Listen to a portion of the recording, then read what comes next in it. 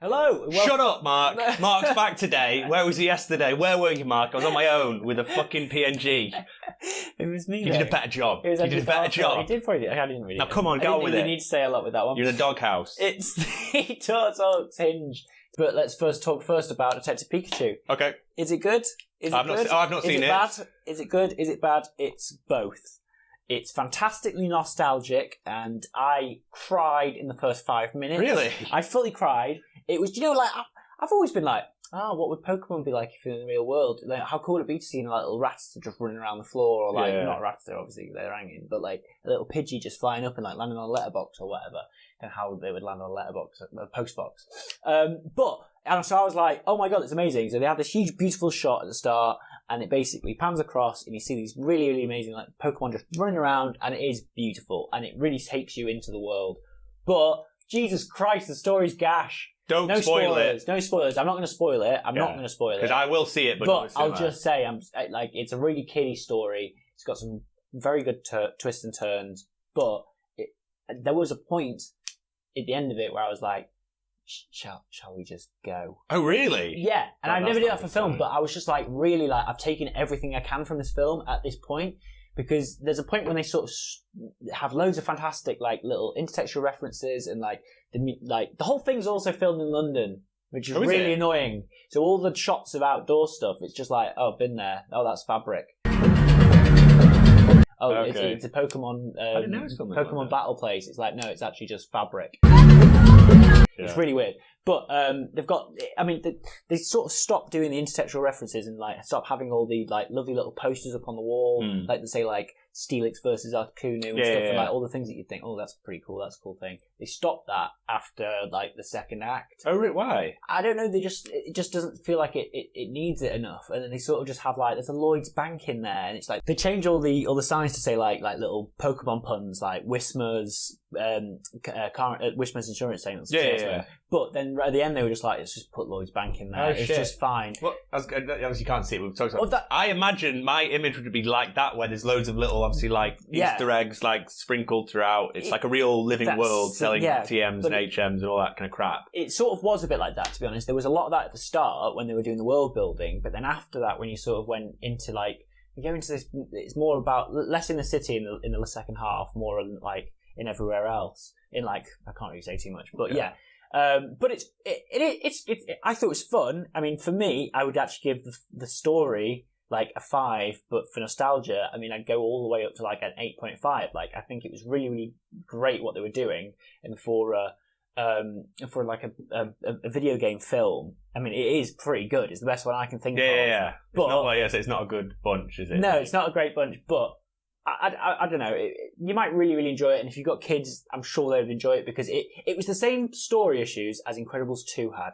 That's not seen that. But is it, because I've seen loads of trailers for it, but in terms of the Pokemon, is it mainly looking at the red and blue crowd, as in terms of Pokemon varieties? There's quite a few different varieties that goes all the way up to like, I think, that, yeah, there's not, I don't think there's any stuff from Sun and Moon, but there's quite a lot of things up to 5, I think. Overall score, I'd go for, the story sadly really lets it down, and I'm a huge Pokemon fan, so I've sort of got to take away a little bit off this, because I know that my score is like, I loved it, I'm a 9! But really, if I really look at it, I'm like, no, it's not. I'm going to go for like a 6. Okay, well, it's not that bad, does it start with dun dun dun dun dun dun dun dun, you know, like the Game Boy one, and the Pokemon series starts with that same one where it's the... Sadly not, no.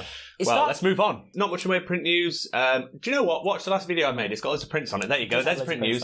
Random thing I want is, you've probably seen these. They're from Universal Studios in Tokyo. They're for popcorn, and they have like a lanyard that goes around your neck. People have like mini ones. Anyway, they're pretty cool. Wait, so they go, they go around your neck? Yeah. They've got like a lanyard that clips on. You brought this back, but I never thought they went round your neck. Well, this one I imported. This one I actually brought back. Yeah, I remember. And this one's going to go, this is going to ruin our green screen, but it's pretty cool. So it goes like that, and then it goes like that. That is, oh wow, it's got lights. Anyway, they've just done see that. So they've just done a Godzilla one. There's like a Godzilla, like Mecha Godzilla, but Unit 1. It's Kira.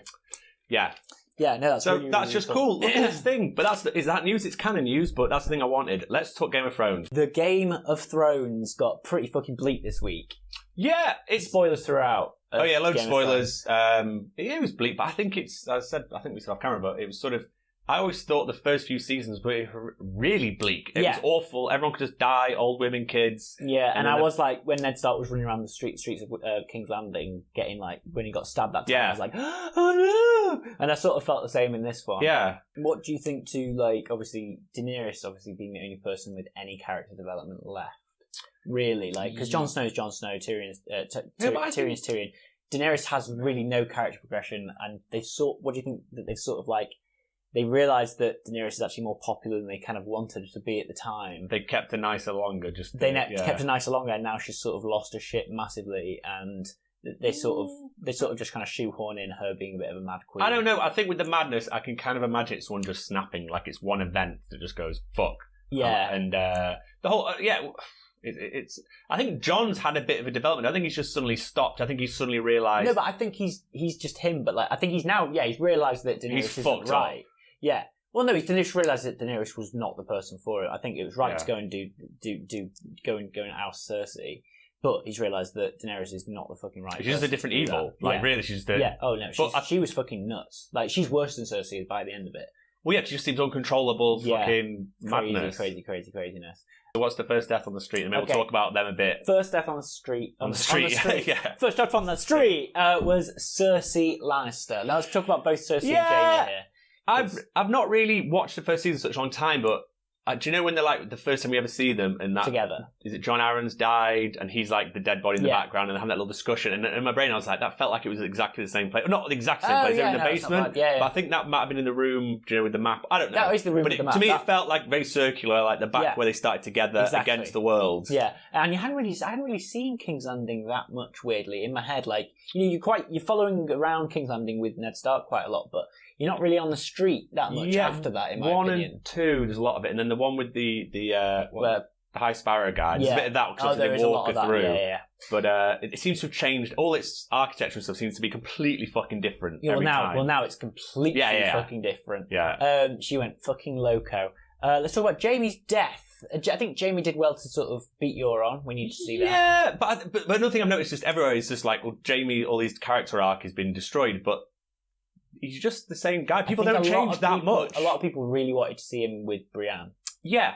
But the thing is, Jaime obviously is a fucking awful person when it comes down to it, and it really... He can be kind of like heroically, as a rogue, awful, and you kind of think, well, I'm kind of on his side, but then he's done awful, horrible things, which he admits to be fair. Yeah, and he's all just like, but I did it for love and for my house. Yeah. Jaime Lannister got a good death, I thought. Yeah. I thought Tyrion was going to die at one stage, and so did Cersei. I wanted Cersei to sort of just be like...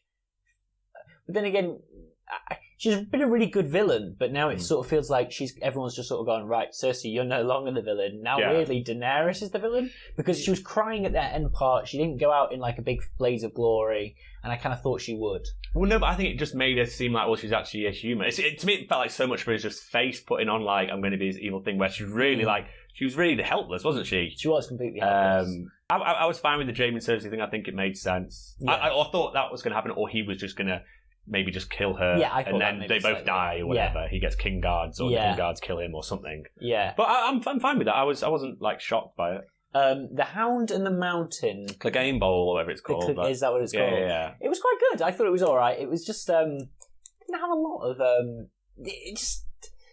What the fuck could have killed the Mountain? I was like, aim for his head. All right, you aim for his head. Yeah, that's still not working. He's still fine. He needs to be like chopped up into little. He's basically Captain Scarlet, so he has to be chopped up into little bits. But Captain Scarlet, I feel like still could just get like his head chopped off and it wouldn't be shit. I don't know. Yeah, no, it was alright. I didn't like the fact they were fighting on stairs. To me, it's like a really uncomfortable fighting thing. Like I said, I was banging on about it before, but to me, like the great hand-to-hand combat fights are actually one of them is where it's Ned Stark in the past. When it's that fight with the guy with two swords, or Brienne and the Hound. That's a great. How it's put together is really interesting. Whereas this was just sort of like, what? And then it kept picking up and throwing. It's like, I'm gonna kill. I can kill you in one hit. But I'm just gonna throw the Hound, throw you down this tower for a bit. Arya being there was a bit strange to me. It's like, how can you go all the way there and then just go, oh, actually, best not. It's kicking off a little bit. Well, I think it's the whole thing that the Hound will kill himself for revenge, where he was just like, you don't need to do this. Your whole life is bent on revenge. Your whole life has just been a list of people to kill, and it's turning into things you need to be. Arya went all the way there, and then found out like literally the last steps. Apparently, 5 seconds later, the Hound's just showing up. But I don't get how he suddenly appeared at the top of the steps. Yeah. But I think the whole thing when she calls him Sander for the first time. Sander, yeah. And it was, I think she fucking had a reality check with actually, what the fuck am I doing here? Like, I'm not really helping. It's obviously that Cersei's going to die anyway. Let's just get the fuck out of here. Varys' death was quite a quick one. Varys isn't actually on our list here, but Varys' death was a bit of a shocker because I was just like, that made no sense to me. Like, surely you just killed Tyrion because he's the one that told the Master. It was a room full of... The Master of Whispers. Yeah. You told the Master of Whispers. You should have known what was going on. You don't kill Varys because Varys spread loads of whispers because he's just the Master of Whispers. He's already done it. It was weird. It was like a room full of guilty people going... That guy's guilty. Yeah. But we're all part of this. You have to kill Arya and fucking Sansa and Bran as well. Yeah, like, but he sees fucking everything. Without telling him. So it didn't seem very fair. The last death was Euron Greyjoy. Yeah. I mean, it was alright. He was like, I killed Jaime Lannister. I was like, I think the Rumble killed Jaime Lannister, mate. You don't want to be thinking that at the time. Also, who saw what happened? Because that's the thing. He's just like... It's weird to me. Someone saying that is like, it shows how little they're worth, because it's like, I'm only worth something because I've killed someone more important than me. Okay, so what are we on? You're ahead. So I'm ahead. I've got 4, you got 3. Okay. Still feels like more should be dead. Like... more should be dead. Grey Worm was a fucking shit as well. They all turn into dickheads. Grey Worm, no, it was just Grey Worm and thingy. Grey Worm and what's his face? Grey Worm and Daenerys. They were the ones that fucking started this whole shit. Because the bad stuff's happened to him. It's like, well, fuck everyone else then. It's like, thingy got a head cut off, so fuck all these innocent people. Yeah. And I can't. Targaryen. Yeah. No, not Targaryen. Sorry, who? Dothraki. Yeah, they just were going running around twats. Absolute twats. Absolutely. They all need to sort their shit out. Everyone needs to fucking just chill the fuck out. Everyone also, I think Bran was controlling the horse. That's what I thought. Oh, that's because it was how it came. It kind of turned up, and I thought it was going to cut to Bran like being Winterfell. I'm going like the mind. Yeah, thing. That's not a bad shout. Just because it seemed to be like a friendly horse going, "Hi, it's so and so. I'm going to take you home." The thing is, why can't Bran just go? I'm going to be this dragon and just what the fuck are you doing? All people. Well, the dragon mostly. Yeah, you know, but why can you not walk into Dany and go? What the fuck? I mean, the twat. Yeah, or just like put her down. Thank you very much for watching. This hinge was sponsored by my shorts. Oh yeah, you've got shorts on. Yeah. This is a real first for me. Yeah, I've known Joe my entire life, and I've never seen him in shorts, even as a child. I was literally in the middle of Spain in skinny jeans in the height of summer. Yeah. But because obviously the popularity of our show is getting such big numbers, the shorts manufacturers are just getting involved. Adios. Thanks for watching. Goodbye. Thank you. Join forces against evil. They're new Dragonflies posable action figures who pack a secret power, the power to fly. Wow, dragonflies really fly.